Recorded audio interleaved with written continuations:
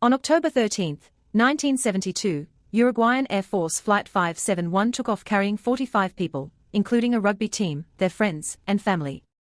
As the plane crossed the Andes Mountains, the pilots mistakenly believed they had cleared the highest peaks. They hadn't. The aircraft slammed into a mountain ridge. The wings were torn off. The fuselage skidded hundreds of meters across the snow before coming to a stop. 12 people died immediately. The survivors had almost nothing. No winter clothing. Almost no food. No way to contact the outside world. Temperatures dropping well below freezing every night. Days passed. Then weeks. They listened to a small radio and heard the announcement that the search had been called off.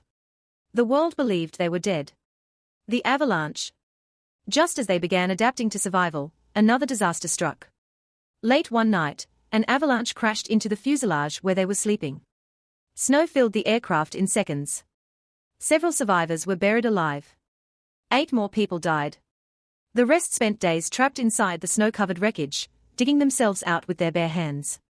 An impossible decision. After exhausting every scrap of food, the survivors faced starvation. There were no plants. No animals. No supplies. After long discussions, they made the agonizing decision to eat the bodies of those who had died in the crash.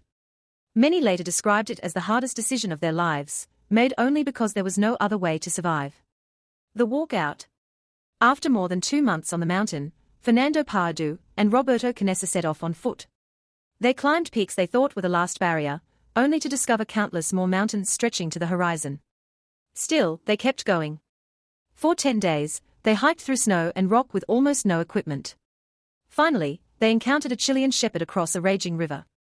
Unable to hear each other, the shepherd threw them paper and a pencil tied to a stone. Pardo wrote, "I come from a plane that fell in the mountains." The message reached authorities. Helicopters returned. After 72 days, 16 survivors were rescued. Why this story is horrifying. There was no villain. No supernatural force. Just cold. Silence. Isolation. The realization that no one was coming. And a group of ordinary people forced to make unimaginable choices just to stay alive.